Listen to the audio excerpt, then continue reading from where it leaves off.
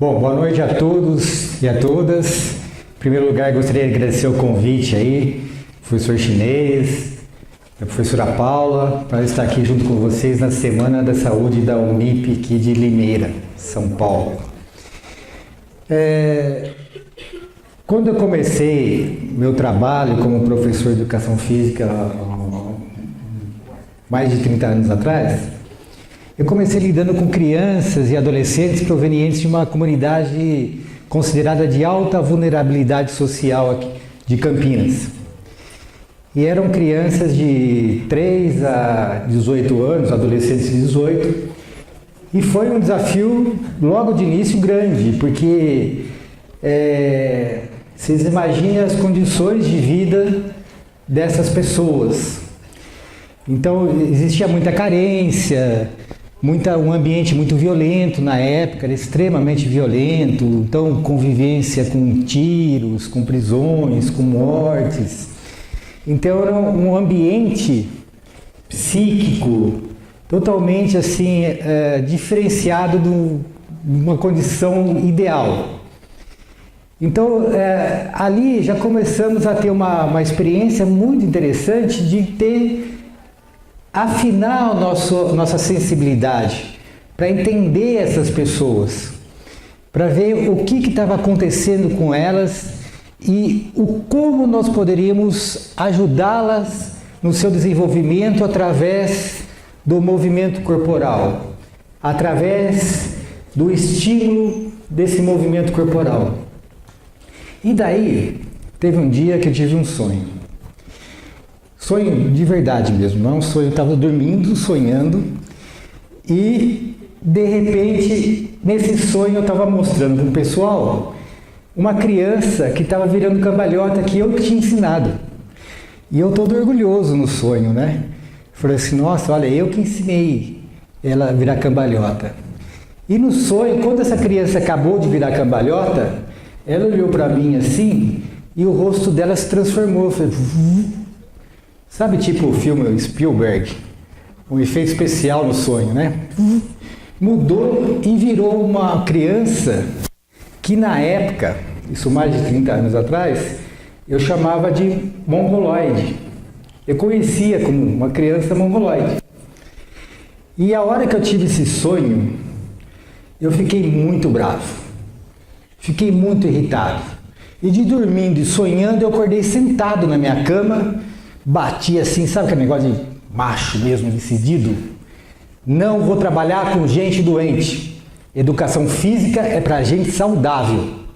Então essa era a ideia que eu tinha naquela época.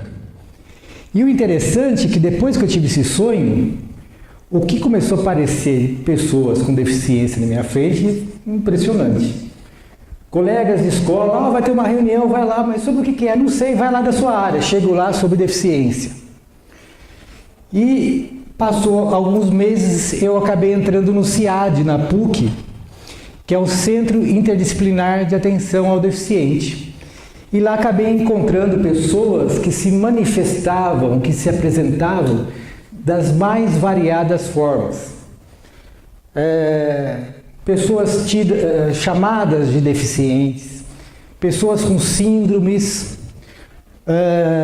síndrome de Down, autistas, aliás, que eu me sensibilizei muito com essas pessoas, pessoas que não tinham diagnóstico nenhum, várias formas, eu nem sabia que existiam pessoas daquele estado físico e mental. E fui conhecendo essas pessoas.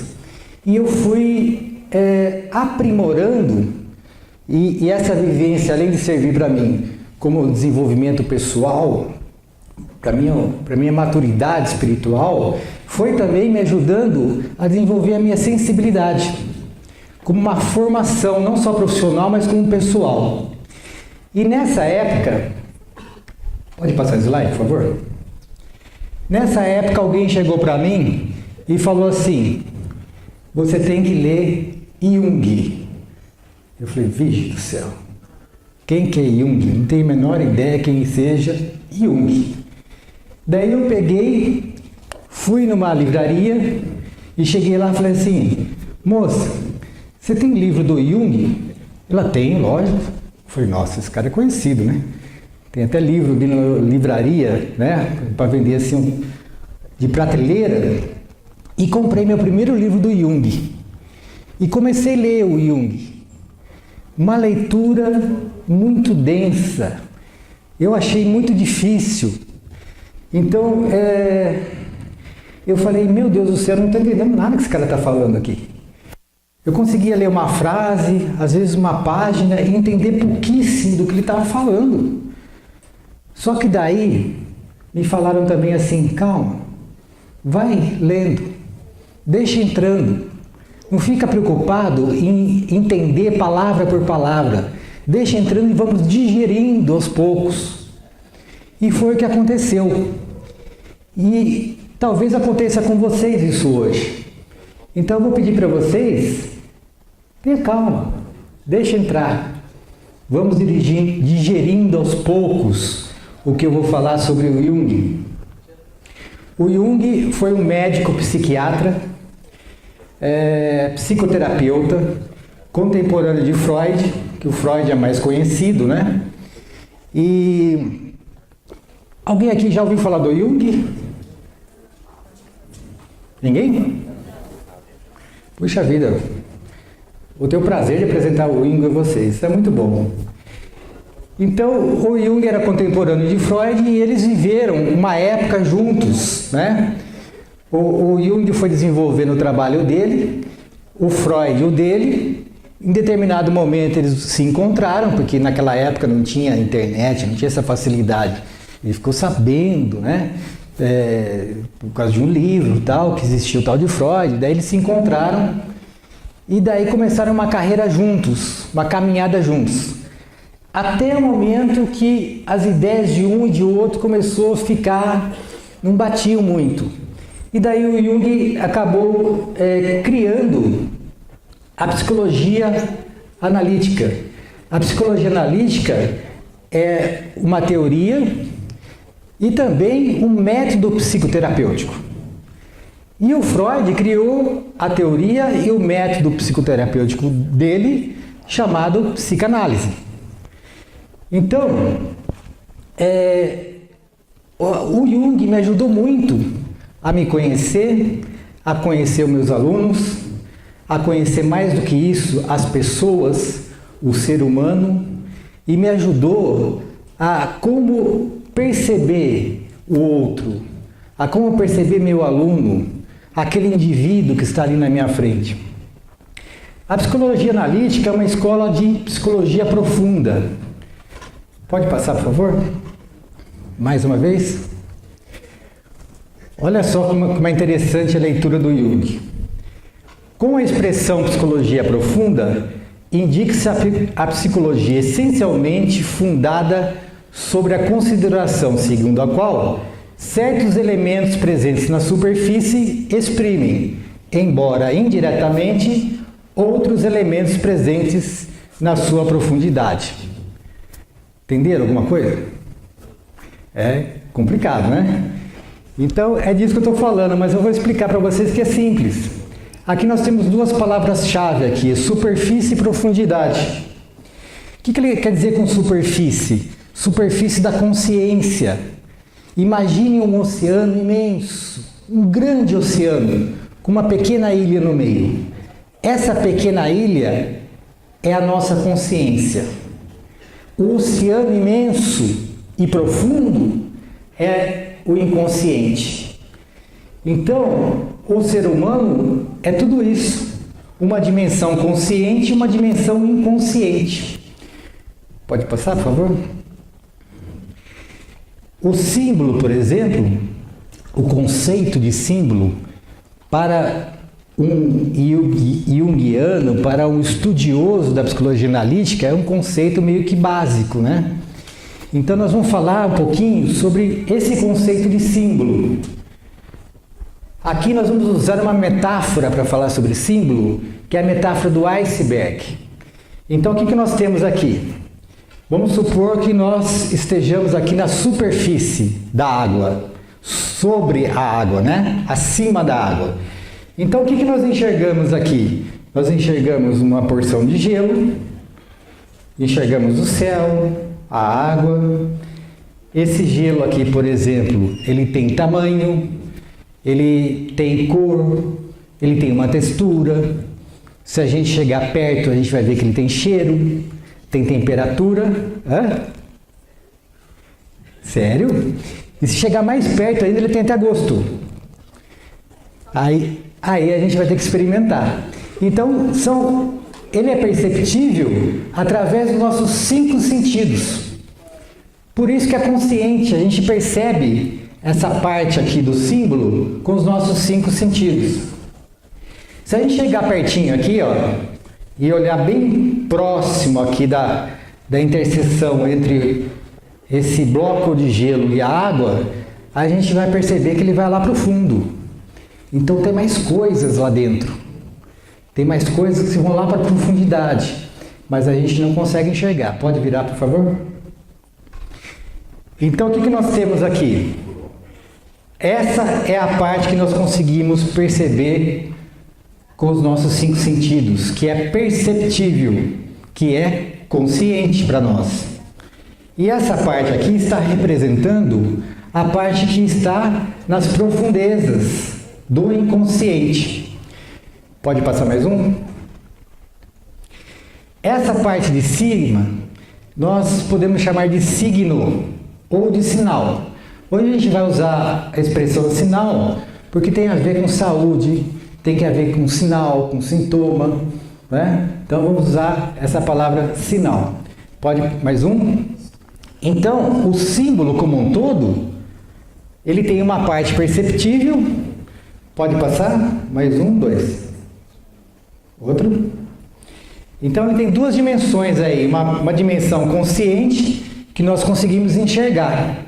E uma dimensão inconsciente que nós não enxergamos, que ela é inconsciente. E o símbolo é tudo isso. Então, veja bem, se essa água aqui fosse baixando, e vamos imaginar que o iceberg não saia do lugar, né? Porque ele está na água, se a água baixar, ele vai baixar também.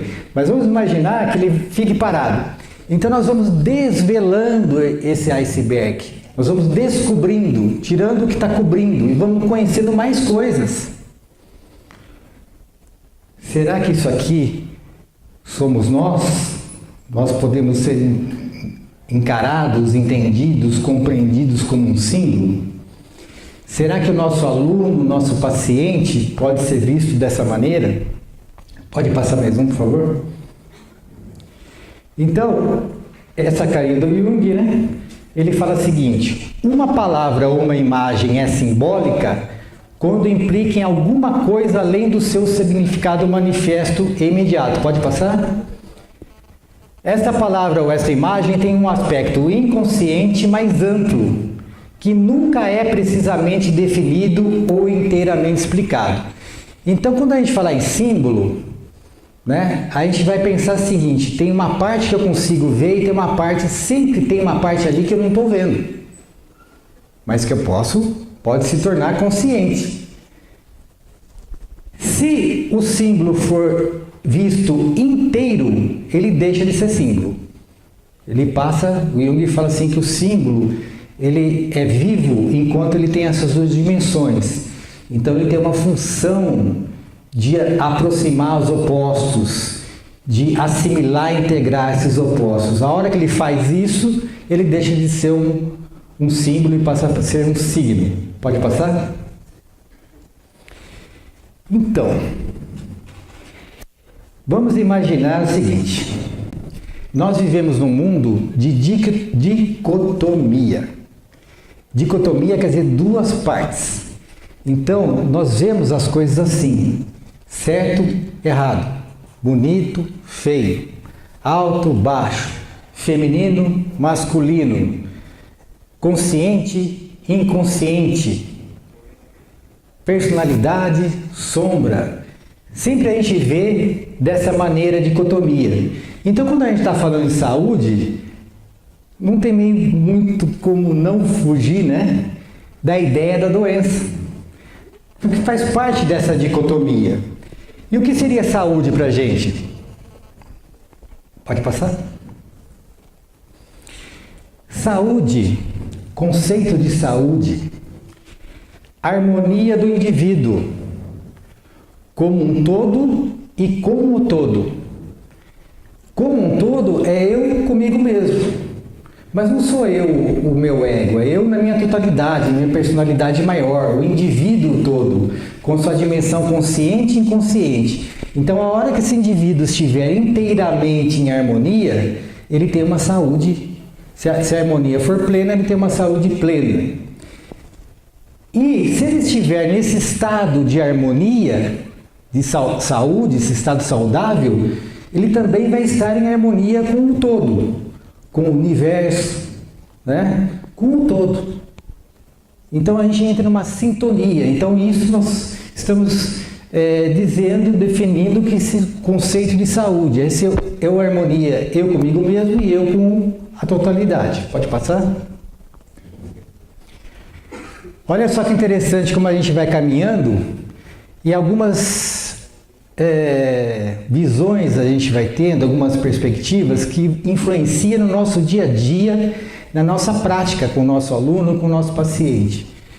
O indivíduo dessa perspectiva não é um corpo que possui uma consciência, mas uma consciência que se expressa através desse corpo. Então, quando eu olho para uma pessoa, qual a primeira coisa que a gente vê nessa pessoa? Sei lá? Sabe sim. O que a gente vê na pessoa? Eu estou vendo vocês aqui. O que eu estou vendo de vocês? A sua personalidade, os seus pensamentos, a aparência. A aparência do quê? Corpo. A gente vê o corpo. A pontinha do iceberg do indivíduo é o corpo. O corpo que eu tenho uma percepção consciente. Eu olho para vocês, vejo o corpo. Mas vocês não são só o corpo. Nem eu. A gente é mais do que isso. Então, nós, nesse sentido, nós somos um símbolo. Podemos ir lá? E a doença? Se a saúde nós vemos assim, como nós vemos a doença? A doença, então, pode passar? Olha só que interessante. Eu acho, olha só que talvez uma visão diferenciada. Vamos ver o que o Jung fala aqui. Antes do início do século XX, Freud e Joseph Breuer haviam reconhecido que os sintomas neuróticos, histeria, certos tipos de dor e comportamento anormal, têm, na verdade, uma significação simbólica. Olha o que ele está falando aqui. Ele está falando que a doença, ela se expressa no indivíduo através de um símbolo. Vamos lá? Então, ele diz o seguinte: são como sonhos, um modo de expressão do nosso inconsciente, e são igualmente simbólicos. Então, quando a gente sonha, o sonho é um símbolo. Conteúdos do nosso inconsciente afloram a nossa consciência como um símbolo. E ele tem uma finalidade. Esses conteúdos que estão emergindo ou estão se manifestando para nós mesmos, no nosso inconsciente, ele tem uma finalidade de resolver algum conflito, alguma questão. Só que muitas vezes nós não estamos preparados para olhar para o problema direto. Então o sonho vai indo pelo lado, vai mostrando algumas facetas, aí você vai ver, nossa, que sonho esquisito, o que será que significa isso, até a gente resolver essa questão que está emergindo a consciência. Pode passar? Então, o que ele está falando aqui? Um paciente, por exemplo, que enfrenta uma situação intolerável, pode ter espasmos cada vez que tenta engolir. Não consegue engolir a situação. Quem que nós temos aqui no auditório hoje? Educação física? Cadê a educação física? Beleza? Enfermagem? Enfermagem? Quem mais que nós temos aqui? Medicina, farmácia. Cadê a farmácia? Tem alguém? Fisioterapia? Biomedicina. Cadê a biomedicina? Beleza! Então, veja só, que nós estamos falando do indivíduo. Que cada um de nós, profissional da saúde, olha esse indivíduo com uma determinada até nomenclatura. Um professor chama de aluno e o professor e o médico, por exemplo, chama de paciente. Mas ele é um indivíduo. E isso que é importante. E esse indivíduo, o que o Jung está falando aqui? Que ele enfrenta uma situação, quando enfrenta uma situação intolerável, ele pode manifestar isso do inconsciente dele através do quê? Não consegue engolir a situação. Porque ele tem espasmos mesmo, ele não consegue comer. Ele vai comer, trava. Ele está querendo dizer o seguinte: não consigo, não dá mais. A situação está intragável. Vamos passar? Em condições psicológicas análogas, outro paciente terá o acesso de asma. Ele não pode respirar a atmosfera de sua casa. Então, por exemplo, quando a pessoa está com asma, a gente pode olhar nessa perspectiva. O que esse sintoma está querendo dizer para desse indivíduo? O que esse indivíduo está querendo dizer através desse sintoma? Então, eu vou procurar entender aquele indivíduo que está manifestando, ele está falando. É o inconsciente aparecendo lá na superfície. Pode passar o próximo. Um terceiro sofre de uma estranha paralisia nas pernas. Não pode andar, isto é, não pode continuar assim.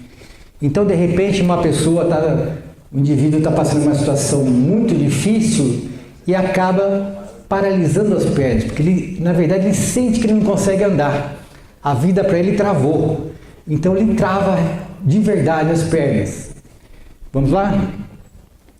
Um quarto paciente, que vomita o que come, não pode digerir um determinado fato. Poderia citar inúmeros exemplos desse gênero, mas essas reações físicas são apenas uma das formas pelos quais se manifestam os problemas que nos afligem inconscientemente. Então, veja só que interessante, muitas coisas que se manifestam como doenças são símbolos. Vamos lá? Aqui ele dá um toque precioso para nós profissionais da saúde. O médico, o Jung, lembrando, era médico, então ele está falando para os médicos. O médico não deve jamais perder de vista o seguinte: as doenças são processos normais perturbados e nunca uma ente a per si, dotados de uma personalidade autônoma. Então, a doença, não existe uma personalidade com doente, que seja uma doença, e que o cara pega para ele, incorpora aquilo. O que existe é um indivíduo que está manifestando uma desarmonia através de um símbolo. Pode passar? Mais um? Então, a doença é um sintoma que reflete uma condição anormal do indivíduo. O normal é a harmonia, a saúde do indivíduo. Então, veja bem, quando nós vemos uma pessoa que está expressando uma desarmonia, é que o indivíduo que está desarmônico em algum lugar. A doença é uma expressão dessa desarmonia. Mais um, por favor. A doença é uma desarmonia, uma anormalidade expressa através de um sintoma simbólico, de que algo está fora do lugar. Então, se a gente lembrar da figura lá do iceberg, a doença é a pontinha de cima do iceberg, tem mais coisa embaixo, E a partir dessa perspectiva, nós começamos a tirar algumas conclusões. Pode passar mais um? A doença é um símbolo que revela que a harmonia total do indivíduo ou seu estado saudável foi alterado. Percebe a diferença? Não? Nós vamos falar mais sobre isso. Às vezes pode parecer sutil isso, mas é extremamente importante a gente perceber essa diferença, a gente fazer essa diferenciação, porque nós lidamos, como profissionais da área de saúde, com indivíduos. Nós não lidamos com autistas, nós não lidamos com síndrome de Down, nós não lidamos com distúrbios, transtornos de aprendizagem. Nós lidamos com indivíduos que estão expressando uma determinada desarmonia através de um símbolo, que por acaso, né, em algumas metodologias a gente dá um nome para esse, a gente faz um diagnóstico, mas esse nome não existe. Isso aí é uma referência para alguns profissionais, para os outros não serve para nada, né? Às vezes um professor saber que um aluno tem um tipo de diagnóstico, para o professor não serve para nada. A gente só vai categorizar, classificar, rotular esse aluno. Então o professor deixa de ter um aluno chamado João para ter um TDAH, transtorno de déficit de atenção com hiperatividade. Mas isso aí não existe. Se não existisse o João, a gente não podia. A gente cuida de quem? A gente cuida do João, né? Agora, para a área médica é importante o diagnóstico, porque faz parte do processo de avaliação do indivíduo. O médico usa isso como uma referência para ele poder avaliar o indivíduo, conversar com os seus pares, justificar o tratamento, prescrever o tratamento para esse indivíduo, né? Então nós temos que tomar cuidado, porque não confundir o indivíduo que tem o nome com um diagnóstico. Podemos passar? Olha aqui, ó. Está clareando? Não se trata da doença, e sim do indivíduo. Ninguém prescreve um tratamento para a doença. É para o indivíduo. Nós lidamos com pessoas, com indivíduos. Todos nós da área da saúde. Então, nós precisamos conhecer esse indivíduo, né? Pode passar mais um? Então, devemos procurar conhecer o indivíduo o melhor possível. E baseado naquele indivíduo é que se prescreve a intervenção, visando a sua reharmonização global, para que ele não apresente mais o sintoma indesejado.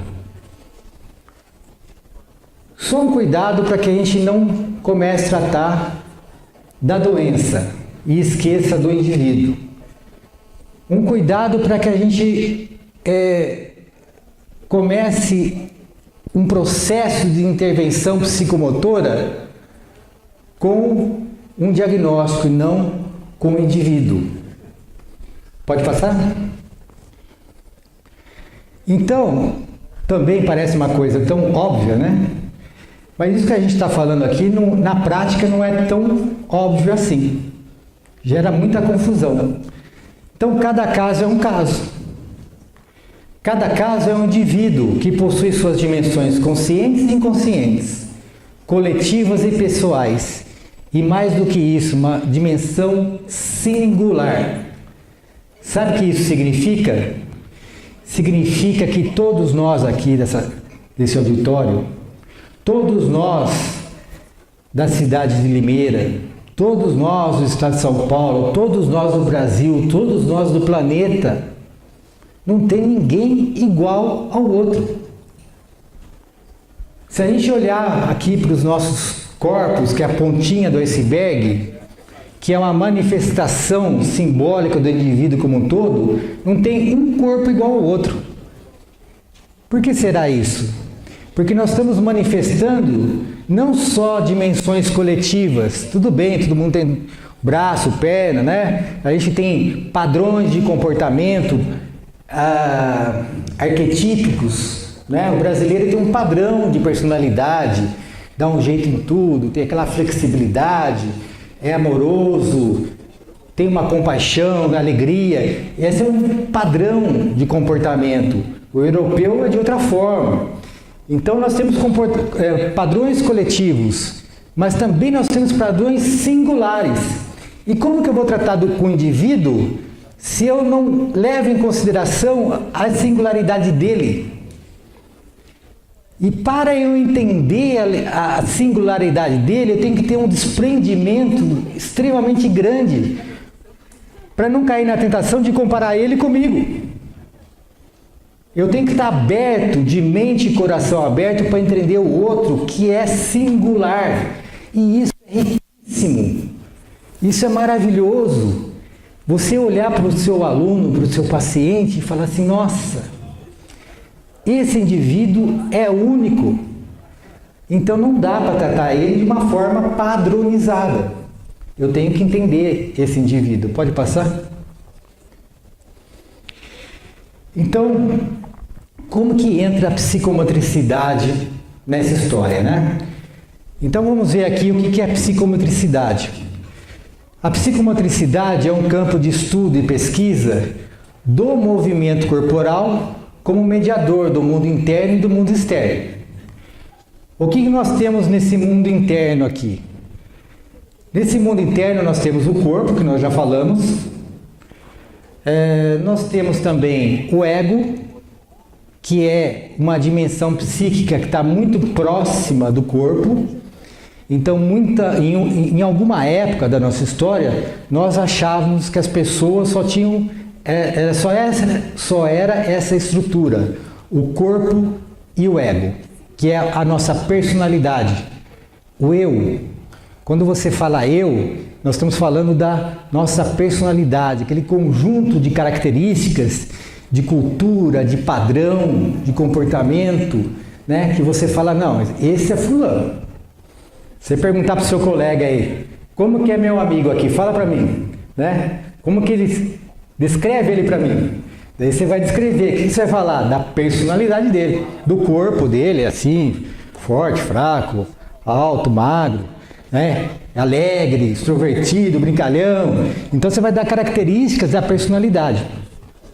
Mas também temos aí nesse indivíduo uma dimensão inconsciente. O Jung chama de inconsciente pessoal um arquivo onde nós guardamos todas as nossas experiências desde que nós nascemos. Vocês imaginem um arquivo que está lá guardado tudo a nosso respeito. Oi? Tudo a nosso respeito está gravado nesse arquivo do inconsciente pessoal.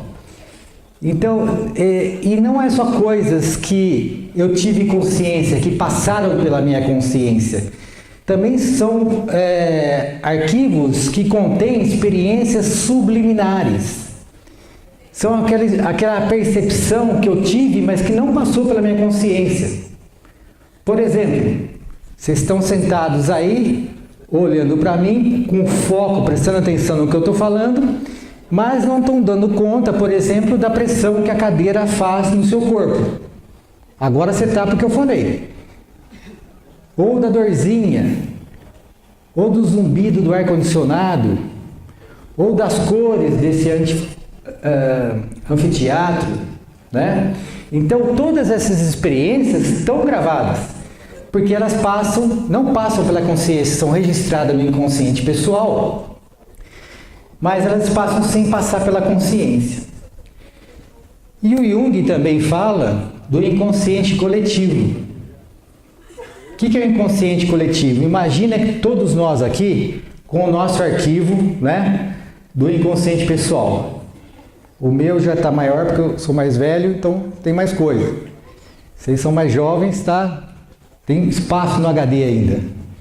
Mas você imagina que nós temos um arquivo coletivo de todos nós aqui, desse grupo.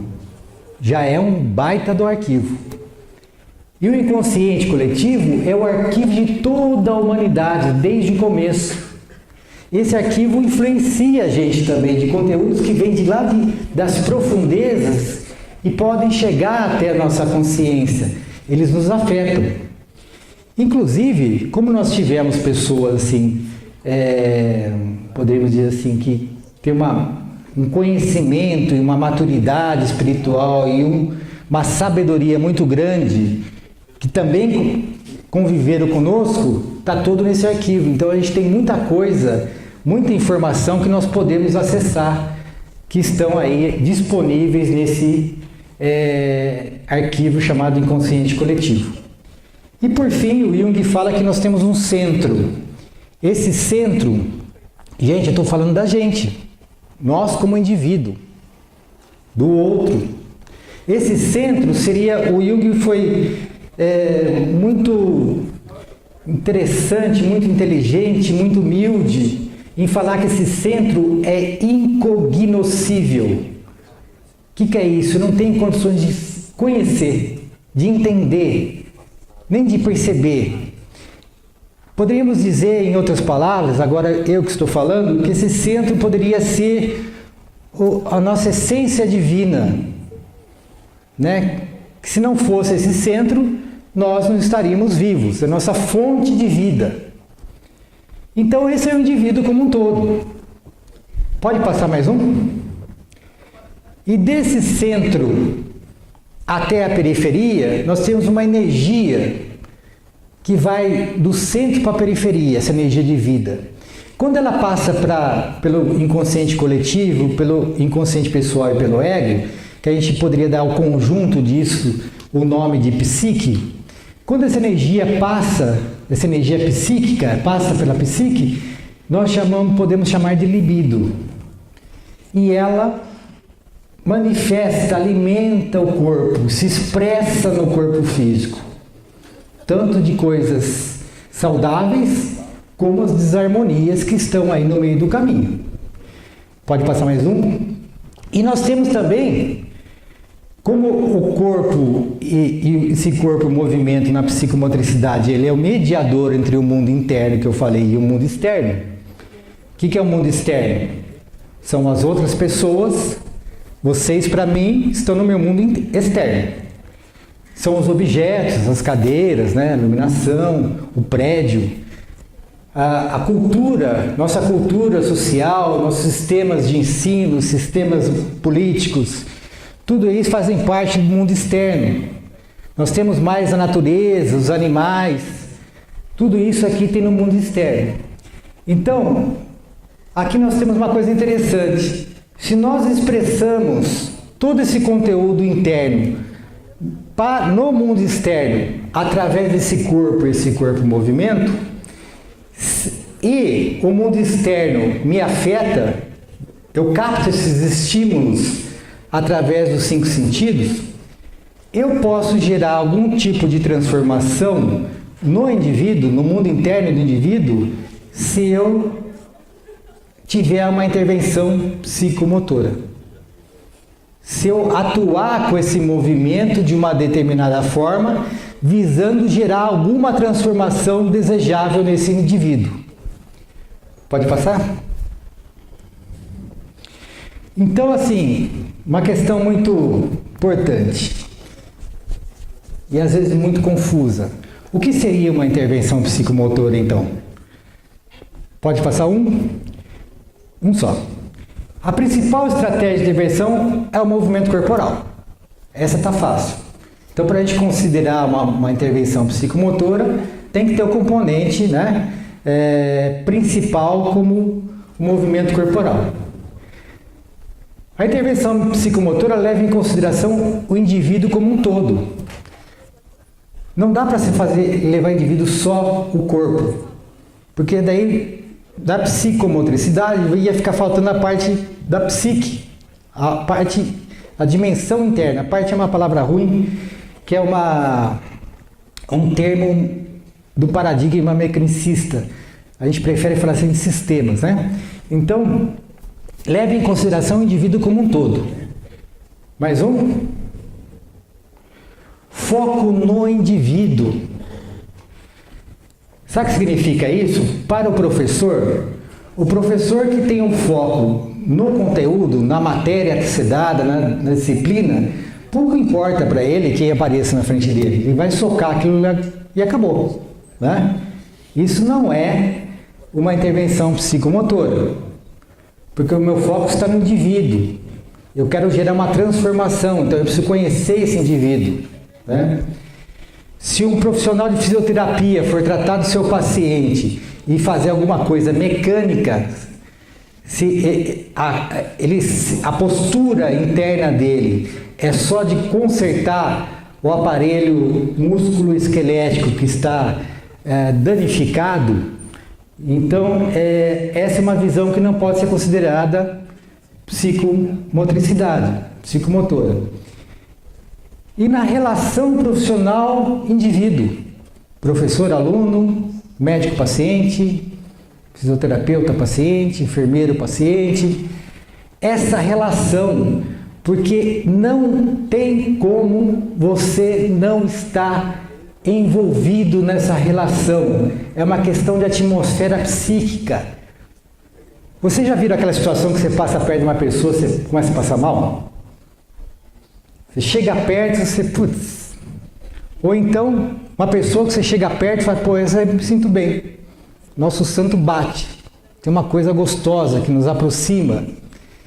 Por quê? Porque nós temos uma atmosfera psíquica. Então, quando você está lidando com o indivíduo, com o outro, o profissional de saúde está lidando com outro indivíduo, existe uma relação que já está gerando transformações mútuas. Então não tem como não levar isso em consideração numa intervenção psicomotora, por exemplo. Pode passar o outro? O modo como conduzimos a intervenção é de suma importância. Aqui os meios são tão importantes quanto os fins. Uma vez eu estava com os professores nossos dando uma aula e estavam nossos alunos ali, e nós estamos fazendo uma atividade simples, mas se for bem feita é muito interessante, que é jogar uma bola para o outro. Só que a professora estava jogando bola para o aluno e virou para o outro professor, e aí, você vai na balada da facu hoje? E continuar, não vai? Por que não? Vai sim, vai ser legal. Estava totalmente desfocada da atividade. Então, quando você está atendendo um paciente, você está atendendo um aluno, você está tendo uma relação profissional, mais sistêmica, psíquica. Então, você dá atenção, você está concentrado, a tua energia, quando eu falo da atenção, a tua energia está direcionada para lá. Só isso já é um fator que vai gerar benefícios para o indivíduo que a gente está atendendo. Pode ser outro? O objetivo deve alinhar nossa visão de mundo com as intervenções e o modo como conduzimos essas intervenções. Então, às vezes a gente não tem objetivo. Nós ficamos numa coisa mecânica, a nossa atividade. Né? Então, qual é o nosso objetivo, nosso particular, do nosso trabalho, do nosso método psicomotor? É o desenvolvimento integral do indivíduo. Como essa palavra às vezes fica meio batida e a gente não consegue entender porque tudo cabe, né? Na escola, por exemplo, se fala muito de desenvolvimento integral do indivíduo. E na hora de trabalhar com o aluno, só se trabalha o desenvolvimento intelectual, que é só uma dimensão desse aluno. Então nós preferimos chamar de individuação.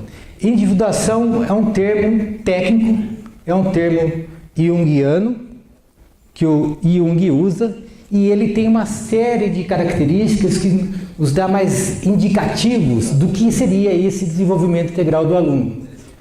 O aumento, ampliação da consciência, né? Um caminhar do concreto para o abstrato, uma personalidade que vai saindo da massa coletiva e vai aflorando para um indivíduo. Vocês já pararam para pensar que a gente mais reage do que age? Vocês já pararam para pensar que hoje a humanidade do nosso planeta De repente parece um bando de zumbi andando sobre a terra, só pensando em trabalho, só pensando em ganhar dinheiro, só pensando em passar a perna no outro, só pensando em poder, só pensando em drogas, só pensando em status. E são pessoas que estão aí sem consciência de si mesmos. Vocês conhecem aquele famoso filósofo chamado Tigrão, que fez aquela música, tá dominado, tá tudo dominado? Tchu, né? É isso aí. Gente, nós estamos tudo dominado. Isso é muito triste. Nós precisamos acordar. Então nós precisamos parar de reagir para começar a agir. Eu tenho uma decisão consciente, crítica das coisas que eu faço na minha vida. Pode passar? Pode ser mais um? Então, a intervenção profissional, aqui nós estamos representando os médicos, né? Os biomédicos, que estão ali atendendo um indivíduo. Estou interessado no indivíduo, vou usar todos os meus conhecimentos, minhas técnicas, para conhecer aquele indivíduo, para ajudar aquele indivíduo no seu desenvolvimento integral. Por que me interessa que ele restitua a sua saúde? Porque isso vai ajudar no seu desenvolvimento integral. Pode passar mais um? Nós temos aqui o enfermeiro, né? Desses dois aqui, eu esqueci de falar uma coisa. Vamos pensar como seria a intervenção psicomotora e qual a quantidade, se a gente poderia chamar assim, de intervenção psicomotora que há em cada profissão, né? Então, evidentemente, como eu disse ali a definição de intervenção psicomotora, que todas elas vão existir. Mas o médico tem uma estratégia também diferenciada, que é a prescrição de remédios, de repente uma cirurgia, de repente uma terapia, né? Então nós poderíamos dizer que a intervenção do médico, ela tem sua intervenção psicomotora, sem dúvida, e isso não diminui a responsabilidade, porque a palavra de um médico para o seu paciente, uma palavra, pode dar um efeito. Você fala assim, ó, você está mal. Se o médico fala para o paciente você está mal, ela tem um impacto, porque o paciente vê uma autoridade ali falando, então ele deve saber que eu estou falando, estou ferrado. Agora, se você falar de outra forma, de repente você pode provocar uma cura com a sua fala. O enfermeiro, ele tem uma movimentação corporal muito grande na atividade dele, inclusive ele mexe fisicamente no corpo do seu paciente, né? Mexe na cama, às vezes dá banho, enfim, existe uma atividade psicomotora muito forte. A próxima. Fisioterapeuta também. Fisioterapeuta é um especialista em movimento corporal.